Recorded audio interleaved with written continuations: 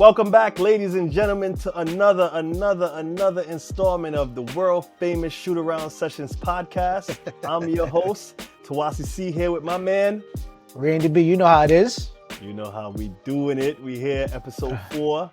We here, and we're gonna do this one a little different today because we're celebrating today. It's a party. Today, we're gonna call this one the Players Ball. Today, we're gonna talk about some of our favorite players, what we think about the current NBA, all these type of things over the years, because we have so much extensive basketball knowledge. We like a bank up in here. So let's start it off by talking about Kevin Durant. Kevin Durant recently went to a new team in the Houston Rockets, and I think this is like his sixth. I don't even know how much teams bro been on so like far. 6th or 7th. It's crazy. That's what I'm saying, dog. It's crazy. So what you think about his new move, how you feel like it's going to work out, and let's talk a little bit about Kevin Durant's legacy in the NBA. I hope it works out for him. I like Kevin Durant. Kevin Durant, he is the epitome of baller's life. All right. He's the type of dude you hear nothing about him outside of the court. Everything is on the court. The thing is with Kevin Durant, for me, is he's chasing a glory that for some reason he can't catch. He got his championship by jumping. This is where I don't want to say lost respect, but this is where things kind of get murky with me and Kevin Durant. I feel like that Thunder team could have did some damage. I feel like, they had 3 All-Stars on their team at some point. They could have did some things. The very next season after they lost, he went to the team that beat them. Granted the fact they won championships there, but it's like the basketball that we knew, we grew up on, the superstars wanted to play against the superstars. Yeah. All right? Facts. They wasn't out there, they didn't want to, I want to join this super team here so I could guarantee a ring there. And then on top of that, you leave to try to make a name for yourself, try to build your own legacy, and you're still chasing that dream. So that's why I stand with Kevin Durant. Nah, that's a fact. Like, I think he won the 2. He won the 2 rings, right, with Golden State. And I think everybody who watches this show, if you want to comment down below and let us know, I think we're all in agreement that it was a punk move. It was a punk move. He was up 3-1. They took him out, and he joined them the next year. I feel like he did join them just because he needed more help, but it's a sucker way to get some help. I ain't gonna. It was a sucker way to get help. It was that style of NBA then, where it was just team up, big 3, big 4, and I don't have respect for that game. I'm sorry. All right, but if we don't have respect for the jumping around type of stuff, let's talk about his pure game. They call him the easy money sniper, slim reaper, all these things. They used to call him Durantula back in the day. But where are you putting KD on your all-time rank of players? Kevin Durant can easily go down as probably the best or one of the best scorers in the game. The man, anywhere. 3-point threat, mid-range, he could take it to the basket. As he's gotten older, his defense has gotten a little better. But the boy's a walking bucket. All right. And I will not take that away from him. I will definitely not take that away from him. He is a walking bucket. The only thing is but that sucker move took away from the legacy a bit. So it is what it is with that. I mean, my guy, he's a solid player, very efficient. Over his career, bro is a 50% from the field, 39% from 3. He's 88% in free throws. Bro is turning up. Like, he's nasty. I remember coming in, he was that build that everybody says was gonna knock off LeBron. 15-time All-Star, 4-time scoring champ. He is an amazing talent, but like you said, the moves he's made has mitigated his game. You know what I mean? Yeah. You look at the first move where he jumped to the Warriors. It's a punk move, like we said. But then even look at that now where he had an opportunity to stay with them and just be the most winningest champion that could ever be, because I don't think nobody was stopping that team. Then he leaves to go to Brooklyn. and link up with more superstars in Kyrie and James Harden and all the mess they had over there, and he just didn't do it. And I don't know, like, where you putting him on your all-time? Because he's a small forward. It's safe to say he's a small forward. Where you ranking him in your all-time small forwards list? You know what? I'm not gonna, like I said, I'm not gonna hold his decisions against him because his game is what is. He has to be top 5, top 10 small forwards. Top five, just all around game. Kevin Durant is specifically in his prime. You want him on your team if you want to win. You can't take that away from him. 100%. Can't take that away from him. But let's shift gears and let's talk about another small forward that I think we both could agree is one of our favorites, and it's our man Carmelo Anthony. Not just because we Knicks fans, but we rock with Melo over here, and I want to know your thoughts. Where you ranking Melo against a guy like a Kevin Durant?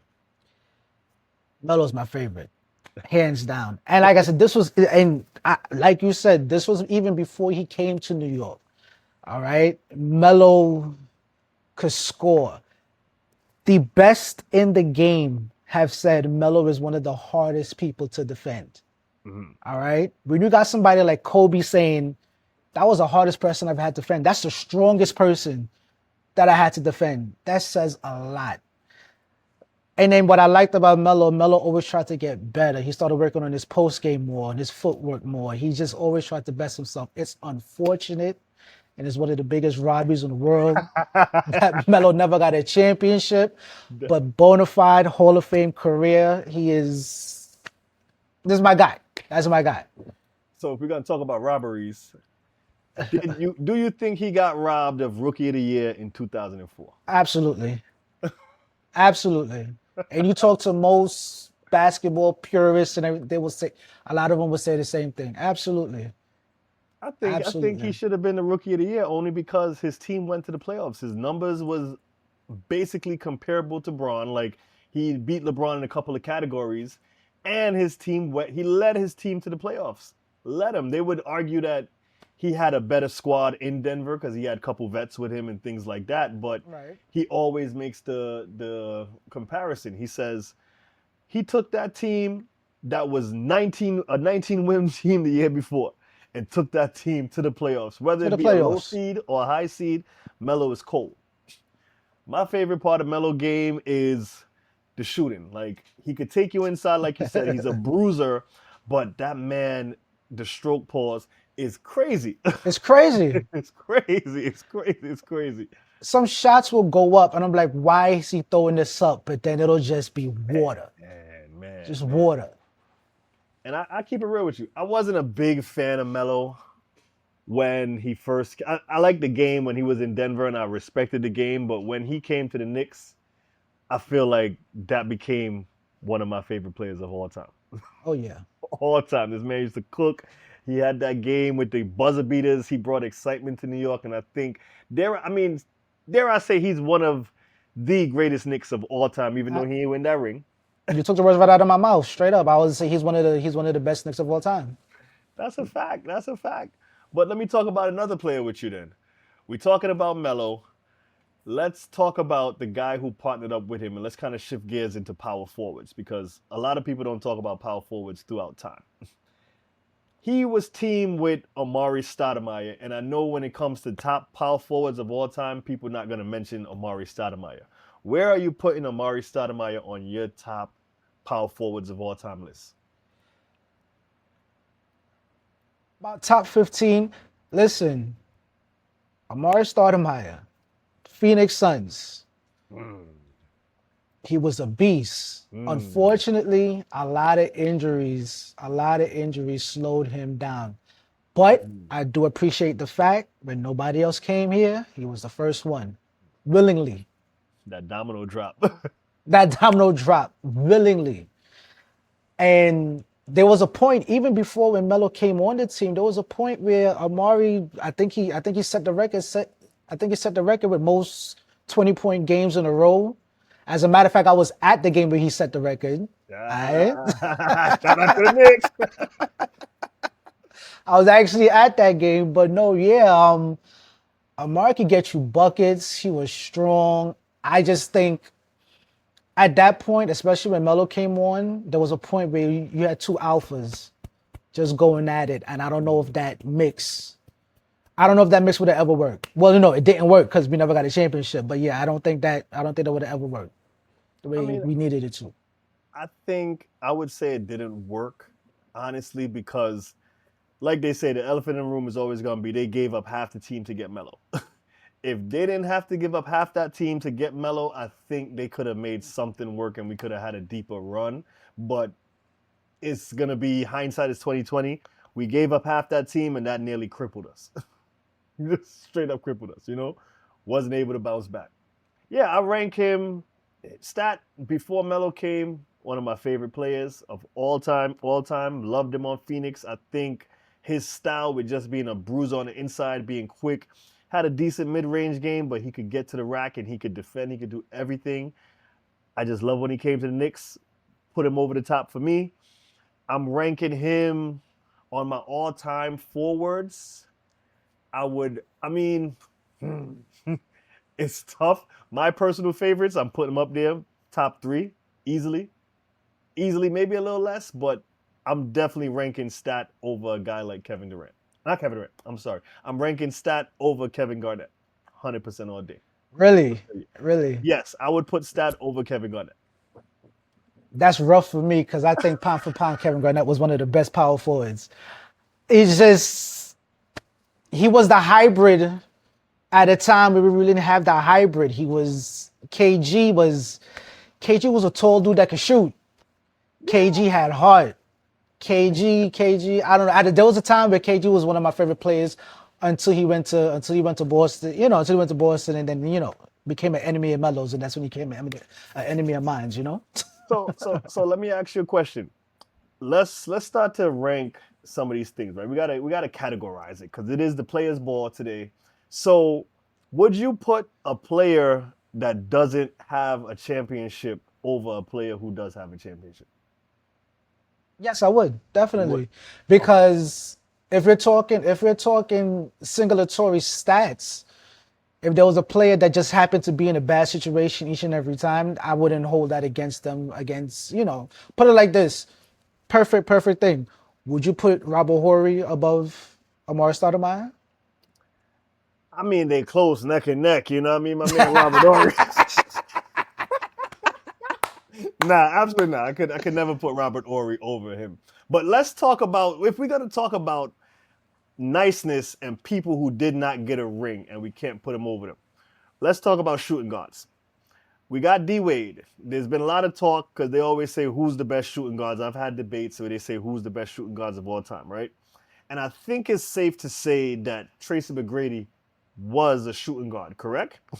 Yeah, I'll put him in that category, definitely. Okay, if we put in Tracy McGrady in that category, are we saying that Dwayne Wade is better than Tracy McGrady? That one is tough. That's That hard. one is tough. That one is difficult. tough. It's difficult.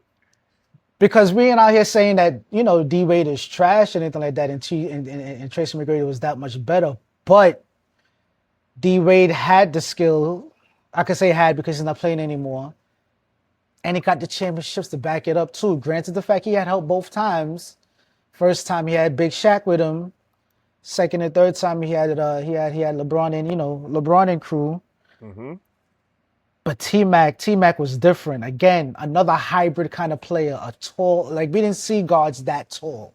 Nah. You know what I mean? We didn't see guards at 6'7", handling the ball and scoring at will. So that one is tough. That one is tough. But I think I'll still put D Wade a notch above because he had the skill and he got the chips behind it. Because it's funny, is the situation where you said, I think T-Mac never had a good team. Probably his best chance of winning was when he was on the Rockets, but you've seen how stacked the West has always been, so he wasn't able to really achieve his success in Houston. But the man put up numbers, man. And then it didn't help him that he was playing behind Vince Carter when he was first brought in. He ain't really get that chance. So D Wade is a guy, they gave D Wade the keys from when he first got in there. You know what I mean? Rookie year, they gave this man the keys and Pat Riley and them boys let this man go. So it's kind of, and the injuries we have to take into account, But I mean, I'm still putting D Wade over Tracy McGrady any day of the week. But Yeah. T Mac was cold, man. I can't knock that brother. But if we talking putting them and ranking them, right? We talking shooting guards. Let's go to perhaps the top two shooting guards of all time. We could say Kobe and Jordan. Yeah. What say you? What are we saying? 'Cause they got some people that would say Kobe's probably the greatest of all time, and we're gonna talk about the greatest of all time just now. But let's talk about this from the perspective of just strictly shooting guards. Kobe and Jordan. Let's see what you got to say. Who you picking? Oh, Jordan easily. And I love Kobe Bryant. I love Kobe Bryant. But when we transition to that next segment, you will see why there is no thought process behind it. Jordan was top notch. Main reason why, and like I said, even though Kobe cultivated his own game, he mimicked a lot of what he saw in Jordan, and that's because he saw Jordan as the greatest of all time. You feel me? So Jordan most definitely, Kobe very close second. Kobe was a beast. Kobe was a monster. Kobe was a killer on the court. Not a lot of people have that anymore. Nah, they don't. They don't. But since we talking, let's talk some GOAT talk now. Let's talk some Let's GOAT talk talk. GOAT talk. Got you. We talking Bron and we talking Jordan. Who we taking as the GOAT? This is the Shootaround Sessions Players Ball, I should say. So who we taking as our GOAT? Who we giving that championship to? Who's our GOAT? So when you talk skill, accolades, influence on the game, the person that pulled it, I don't want to say pull it out the mud, but there was a point where, as a matter of fact, late 70s, early 80s, the entire league was kind of in the mud. That's a fact. There has been no one that had a bigger influence on the game of basketball than my man Raymond. Now let me stop. Shout out to Raymond Felton, boy. Shout out to Raymond Feldman. Shout out to But Raymond no, Felton. Jordan, hands down, there is no, in my case, I want to hear what you guys got to say in the comments. In my case, there is no discussion, no argument. Jordan is number one, always has been, always will be. Nobody comes close. I'm sorry, I said it. Nobody comes close. What say you? I agree with you 100%. Like when I'm at work and me and these young kids is arguing, because kids under 20, or not even under 20, but kids around 20, 21, 22, people who never grew up in our time, they always gonna say Bron. And Always, I'm yes. not gonna knock LeBron James because the man has had stats on stats on stats. And shout out to good friends of ours who used to say LeBron used to play for You stats. play for stats. Shout out Chemo, wherever you at. The line still holds up to this day. I feel like LeBron was chasing rings. He did all those things. He played 20 years, kept his body in phenomenal shape. And I salute to LeBron. But as far as influence, as far as skill, both sides of the court, there's nobody greater than Michael Jordan. The efficiency alone that Michael Jordan had, it just shows numbers. Yeah, you could talk about he skewed the game, he left, he did the three-peat, and it was different back in the day. But I think Michael Jordan is that guy and will forever be that guy. Always and forever. Competitor. Knew how to win, and he was going to win. Hands down, without a doubt. Exactly. And like I said, he has the accolades to show for it, and it didn't take 20 years to get to those accolades. All right? I would never knock LeBron James. LeBron James is top tier, God level basketball player. But there's a door that you're going to continue knocking on that you can never open. And as being the greatest of all time. Let me ask you a question. If he could get 6, which is highly impossible, but impossible. Let's say he could get 6, you still putting Jordan above him? Nope. Because it didn't take Jordan 24 years to get 6. I give it to you. I give that to you, man. I give that to you. But you have mentioned something. Not even to cut you. You have mentioned something about being influential.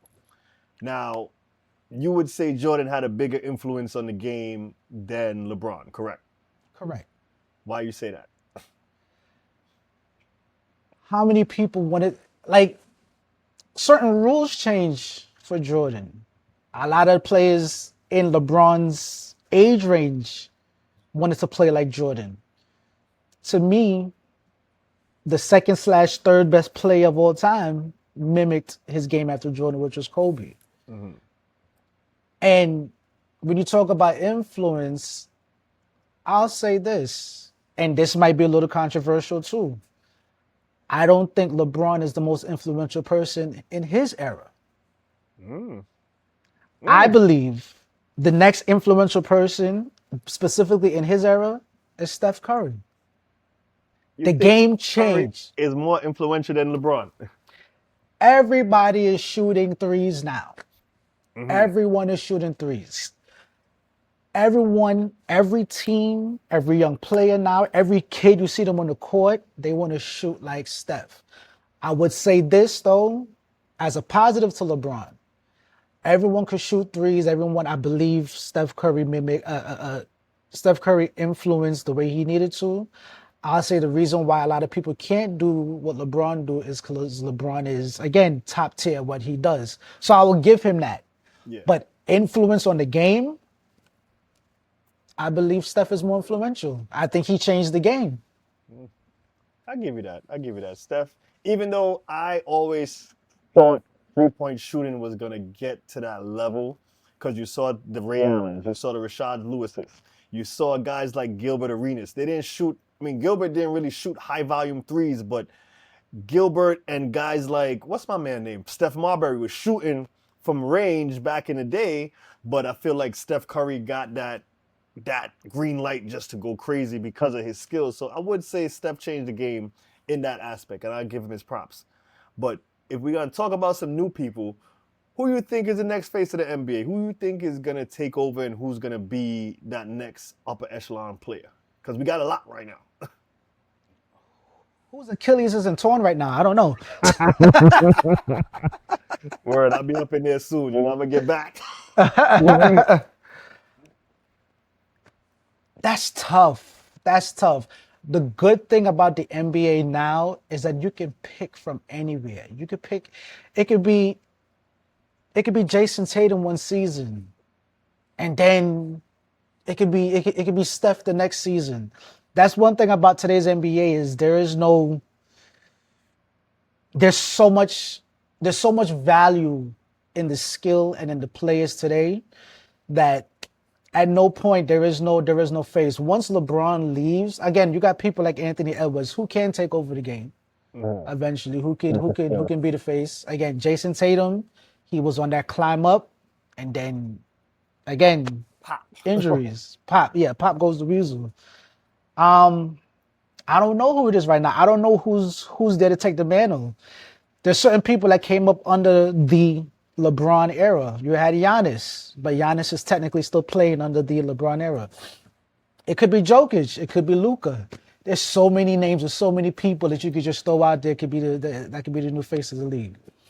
So would you say in an era of a lot of parity, because we had our greats back in the day. We had our greats who did it, but we had teams that dominated year after year.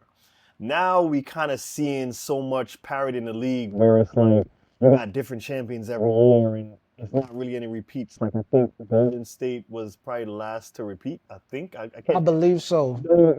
But they're one of those, like, we don't get repeat champions no more. Who you think is going to step up and take that and be a repeat champion or a dominant champion? Or would you even say, like, today's game is comparable to back in the day with the dominance? I don't see anybody right now that can. I don't see any team right now that's in that position. Just based off of the talent alone, the Lakers are kind of built to be that. They got two of the top players in the league right now with Luka and LeBron, but again, they didn't make it to the finals. Giannis is a generational player. If you put the right team around Giannis could go back to back. That's not happening. Jokic, again, generational player. Mm-hmm. Nobody's Nobody's stepping up. Nobody is. I don't want to say stepping up. The league is just that much better, and where it's you. The talent is too good. The talent is too good, and that's a great thing. That's a great thing for basketball. That's great because now you got more cities, more fans that damn near have a chance. New York has a chance. New York only got a chance. New York taking it. And that's what it is. But since we're talking about New York, let's talk about point guards. Because we know we got a dog in Jalen Brunson. Yeah. Give me some of your all-time favorite point guards, just off the top of your head. Off the top of my head, again, you got Steph. There was a point where Chris Paul was magic. Here's a funny thing. I want to say AI, but then again, to me, AI was a shooting guard. He was a shooting guard. He was a shooting guard, and it's crazy. And oh gosh, just so let me much. Ask you this: if we put AI in today's game, you put him in 2025 doing the stuff that he used to do back in the day, do you think A, he's gonna be a point guard, and B, do you think he'll dominate the league and average over 30? To your first point, in this day's NBA, is positionless basketball. Mm-hmm. So he can slide into that 1-2 slide. Mm-hmm. Easy. Would he be able to dominate at 30? That one is kind of tricky because again, the rules change. People have picked up, but then again, they can't touch him. They couldn't touch it. Yeah, you can't touch it. Only reason why I say no is because defense now will kind of slack back. Mm-hmm. And AI wasn't that much of a 3-point shooter, so I don't think he'll be averaging 30, you know what I mean? And that'll be Makes sense. yeah. Makes It wouldn't work out. But he'll still be dominant though. No, 100%. But we talking about guards. So you mentioned names like Chris Paul. You mentioned names like, let's take it back. Let's talk about a guy like Isaiah Thomas and let's compare him to a guy like Kyrie. Because I think he wasn't doing what Kyrie do, but tell me what you're ranking him on your all-time point guards, because me, I'm definitely throwing in the likes of Stephon Marbury. I'm throwing in some of those guys. I'm putting Isaiah I was a little kid when Isaiah was playing, so you had to go back and watch Isaiah dominate. But I'm definitely throwing in Jalen Brunson into the hat in today's game. We got to give a shout out to Jalen Brunson because what he's doing at point guard to me right now is amazing. And once the Knicks put some more shooters around him, you'll see him actually develop those point guard skills. But let's get back to that point guards list. Who are you putting on your point guards list? Also, you got Jason Kidd, who was crazy. John Stockton, freaking amazing, amazing. One of the best 1-2 punches, pick and rolls with Karl Malone. They're so like that, like it's crazy. You got Mark Jackson who came in and just different pass you again. Point guards facilitate the offense. Point guards some of the best passes. Listen, my boy Magic. Yeah, Magic. I think Magic is the best point guard ever. Straight up. Again, hybrid style players. 6'9", running point. He's a big dude, man. Running point. Dude. And when he could passing it, all of that. Showtime. Magic was a bad boy, man. Magic was a bad boy. So yeah, definitely Magic is number one on my list just because, again, dominant. That's a fact. Okay, let's touch on big men, and then we're going to wrap it up just now. But let's talk on our all-time bigs. We got to start with Shaq. Absolutely. Where you start about Shaq? What was your thoughts on Shaq as a player? I'm not going to talk about his antics outside in his commentary now because I think Shaq says some bozo stuff when he's ready. But let's talk about Shaq as a player. Shaq is the type of player, because of his size and dominance, I feel like you could throw him into any era, and he will still be Shaq. All right, because even if you got your Will Chamberlains and your your Akeems and everything, and that man was so dominant. All he had to do was just back you up, and it was a wrap after that. I think Shaq, to me, Shaq is the best center of all time. The best, even though Dream cooked him. At the end of the day, that man, he can control a game if he wanted to. He can control the game if he wanted to. I would definitely give him that. How he is, like his opinions now, I won't hold that against him. But at the end of the day, no, Shaq I was think different. I want to say my biggest knock on Shaq was I think everybody would say this. He didn't take the game seriously after a while. Like Kobe used to say, he ain't show up in shape. I think that Laker team is one of the best teams of all time, and we witnessed the dominance.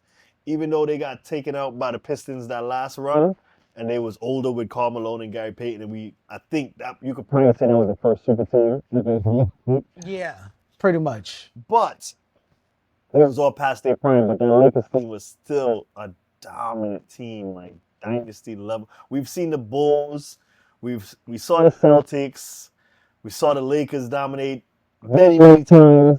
And I would put that Laker team, that run from 2000 up to when they lost, I would put that team against any team. But you can't not bring up my man Hakeem the Dream, because I think Hakeem the Dream is one of the greatest teams of all time. Hands down. You can't knock this man. And when you talk about influence, again, one of the most influential players out there. Because everyone everyone was trying to do the Dream Shake to he taught a whole generation. Held camps during the summer. Come and learn this footwork. Giannis is not where he is and who he is. Without Dream. Because he's not where he is or who he is without watching that footwork. Because again, influential. So let me ask you a question. Where we putting Dwight Howard on this list? Because Dwight Howard was a freak of nature at center, and you talked about Shaq, so we got to talk about Dwight. When it comes to Dwight, it's potential. He had the potential to be the next Shaq. He had the potential.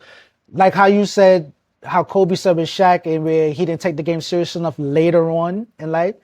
That started very early with Dwight. But he wasn't taking things seriously. And he was also letting a lot of people get in his head. All right? He let a lot of people get in his head, and where even if he wanted to be elite, he let everyone else tell him that he wasn't, and he let that get to his head. But no, Dwight, athletic, built right. Dwight was a problem. Dwight was a problem. Dwight was a problem. But we're going to talk about today's problem in Jokic, because you say Shaq is one of your all-time best centers, even number one. Jokic, where you think Shaq could guard a guy like Jokic? Back then, now, anytime. You think Shaq could make a problem out of Jokic? Oh yeah, definitely. If Jokic played in Shaq's time, where you could put an elbow to a chest, again, it intimidates people. It intimidates the situation, and I think it could dominate Jokic real. But Jokic just have a certain skill set that's not seen anywhere, and it'll be a battle. Jokic is different. Jokic is different. I give him his props. Okay. And I'd be remiss if I don't talk about Tim Duncan, even though there's a lot of debate about Tim Duncan being a center or a power forward. But where are you ranking Tim Duncan in all of this? Because they put Tim Duncan top 5 alive. Where are you ranking Tim Duncan? The best power forward of all time. Power forward. So you got to say best Tim power Duncan forward. is a power forward. Period. Okay. Is a power forward, definitely. Period. And the best one at that. The most boring, the most just textbook style, but he got it done. I hated Tim Duncan for a long while, but then I appreciated his game, and easily to me the best power forward of all time. I feel you on that one. But let's wrap. Let's put a bow on this player's ball, and we're gonna talk about greatest team of all time. What say you? Who's the greatest dynasty of all time? We got so many, but who are you picking as your best dynasty of all time?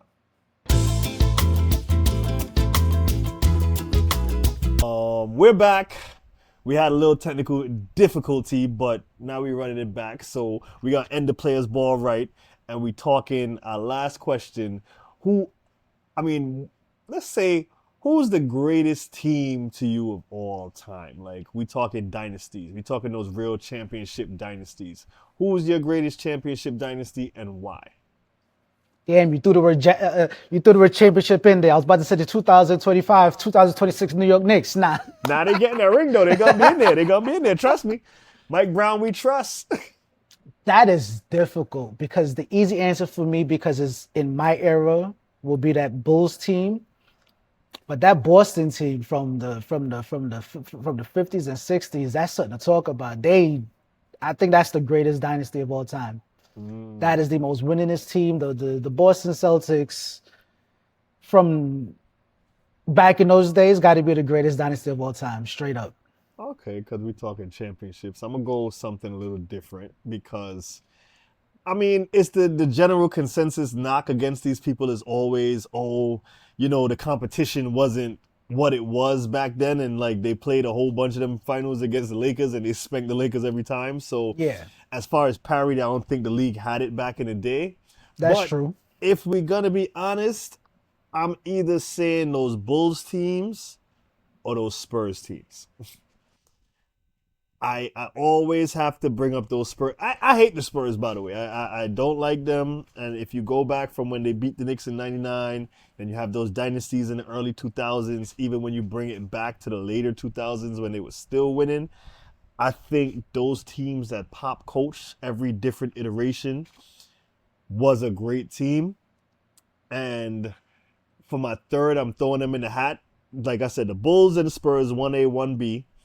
I would even say those Laker teams, but I still think if things shifted a little bit, you don't have that dynasty when they was playing Portland. I think Portland was going to smoke them. I even think the Kings should have beat them that year with the technical fouls, so we're not even going to talk about that. But I have to throw in the Golden State Warriors into that equation. That's fair. At a time when we saw dynasties dwindling, we saw those big ones, and I wouldn't even call the Heat a dynasty. They just happened to team up at the right time.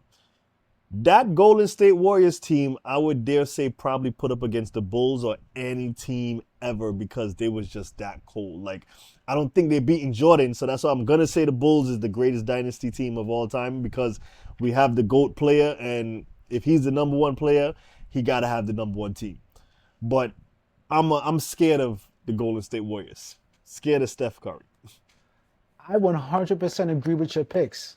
I totally forgot about that. There was a point where them Spurs teams, where they were playing, that was some of the best basketball I've seen in my life. The ball movement, the shots that they were taking, some of the best teams. And you're right, that Golden State team came up. Like you said, man, everyone was teaming up. That was an organic team. That came together. Then they added KD, but still an organic team that came up, and yeah, that Golden State team, they were a problem. Monster. You answered my question before I asked it. So I was gonna say, who would be who? A prime Bulls team or a prime Golden State team? But you answered the question already. Jordan taking. Jordan. I think if we gonna crown Jordan our greatest player, I genuinely believe nobody could touch Michael Jordan when it comes to basketball. He was going to find a way to win. This man's determination. He would have gave his left leg to win. He would have gave his kidney to win. Like, that man was an animal. So I can't really pick no team above him to win. And that run they went on, they won the most games in the season ever. No, Thing beat him, right? Golden State beat him, but they lost the chip, so that's still. But they lost the chip. That's what it was. Yeah, I was like, I know there was a caveat. I know there was a caveat there. Yeah. That's what it was. Yeah, they still lost, so that's why I can't. I'm scared of them. I think in today's NBA, yes, they even still a dangerous team. They're gonna figure it out. Once you got Steph Curry on the floor, I don't think it's over for him. But I'm still sticking with Jordan. But Jordan is since the we GOAT. talk about that, who you guys' greatest coach ever? We got Phil, we got Pop. We soon gonna have Mike Brown, but we're gonna talk about that later. But yeah, what say you? Your greatest coach of all time? Pop, definitely. Pop had a system he didn't change, and the system was successful. And when you came to his team, you either conform or you get out. And he showed people why his system worked. Phil is great, but I'm sorry, I gotta put Pop one notch ahead. I would agree with you on that point, only because, Phil got more rings. But again, Phil, and my biggest knock against Phil had Jordan, he had Shaq, and he had Kobe. Those three players are the reason why Phil Jackson has 9 champions. He got 9, right? Or, I think he has 9. Yeah, he did. Yeah. Yeah, he got 9. Give him 9. That man is a beast when it comes to coaching. Amazing what he did. Hats off to him. But Pop did more with less, I feel like. Absolutely. And those pieces that came in, turning like a wheel, I give him props, man. Give him props. But I think that's going to do it for our Players Ball today. Shout out to the first annual Players Ball, Shootaround Sessions Podcast, episode 4. You know how we doing it. I'm your host, Tawasi C. I'm your boy, Randy B. Keep shooting, y'all. Stay tuned to us. Stay locked in. Connect with us on Instagram, TikTok, all our social media platforms. Just make sure you follow us. Stay subscribed. And we catch y'all in the next one.